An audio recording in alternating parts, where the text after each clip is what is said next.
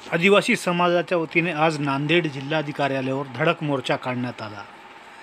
नांदेडात आज आदिवासी समाजाचा आक्रोश मोर्चा जिल्हाधिकारी कार्यालयावर धडकला। त्यामध्ये हजारो नागरिक, महिला यांची मोठ्या प्रमाणात उपस्थिती होती। या नांदेड जिल्ह्यातील या मोर्चाने आरक्षण बचाव असा नारा देत नागरिकांनी मोठ्या प्रमाणात गर्दी केली होती।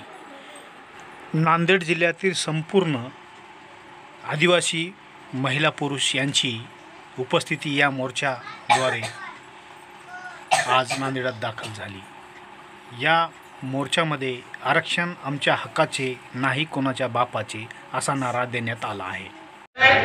त्याचबरोबर सन्माननीय माजी आमदार संतोषरावजी टारपे साहेब, आपण जिथे कुठे थांबलेला आहे आपण कृपया लाईव्ह स्टेजकडे यायचं।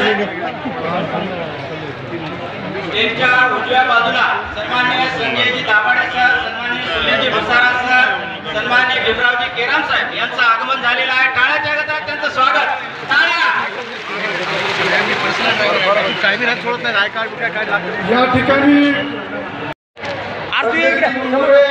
आपण या मान्यवराला बाबूरावजी माहीत आपले मान्यवराला घेऊन ये ना। सन्माननीय आमदार भीमरावजी केराम साहेब, जिथे कुठे आपण थांबलेला असाल आपण ताबडतोब स्टेजकडे यायचं आहे।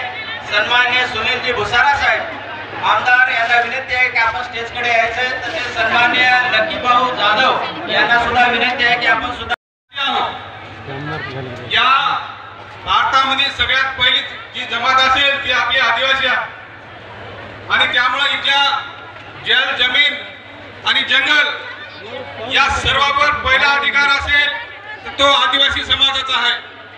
परंतु आता हे सरकार त्यांच्या निवडणुकीच्या बळी मारण्यासाठी या समाजामध्ये द्वेष पसरवण्याचं काम करत आहे। आता हे हैदराबाद गॅजेट काढलं आणि त्याद्वारे बंजारा समाजाला त्यांनी एकाच्या कोपऱ्याला घोळ लावला की तुम्हाला आदिवासीचं आरक्षण मिळू शकतंय। मित्रहो, आदिवासीचं आरक्षण मिळायचं असेल तर आदिवासीच्या पोटामध्ये जन्म लागतं, बरोबर आहे का नाही? असं कोणी कागदावर कोणी आरक्षण घेऊ शकत नाही। त्याचा बाप आदिवासी, त्याचा मुलगा आदिवासी होणार, दुसरं